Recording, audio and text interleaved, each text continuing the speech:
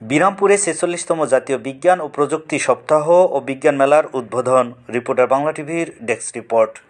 দিনাজপুরের বিরামপুর উপজেলা প্রশাসনের আয়োজনে ৪৬তম জাতীয় বিজ্ঞান ও প্রযুক্তি সপ্তাহ ও বিজ্ঞান মেলা এবং নবম বিজ্ঞান অলিম্পিয়াড অনুষ্ঠিত হয়েছে।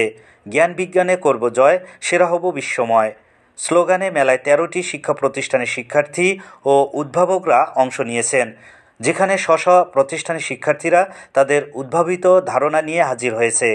১৩ই জানুয়ারি সোমবার সকালে উপজেলা পরিষদ মুক্তমঞ্চ চত্বরে ২ দিনব্যাপী মেলার উদ্বোধন করেন উপজেলা নির্বাহী অফিসার নুসরাত তাসনিম আওন।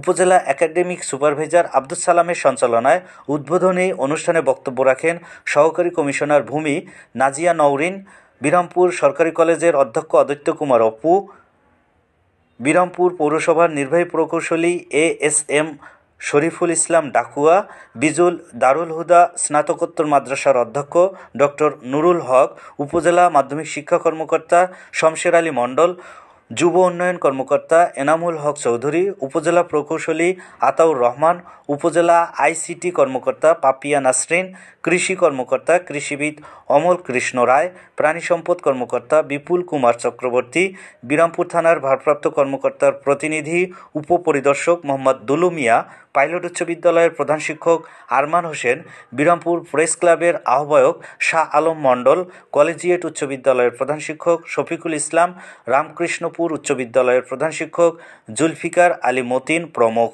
এ সময় উপজেলা প্রশাসনের বিভিন্ন দপ্তরের কর্মকর্তা, বিভিন্ন শিক্ষা প্রতিষ্ঠানের শিক্ষক শিক্ষার্থী, সুধীজন সহ প্রিন্ট, ইলেকট্রনিক মিডিয়া, সাংবাদিকবৃন্দ উপস্থিত ছিলেন। বিজ্ঞান মেলায় প্রদর্শিত স্টল ঘুরে প্রদর্শন করেন জাতীয় বিজ্ঞান ও প্রযুক্তি সপ্তাহ ও বিজ্ঞান মেলার উদ্বোধন অনুষ্ঠানের সভাপতি ও উপজেলা নির্বাহী অফিসার নুসরাত তাসনিম আওন।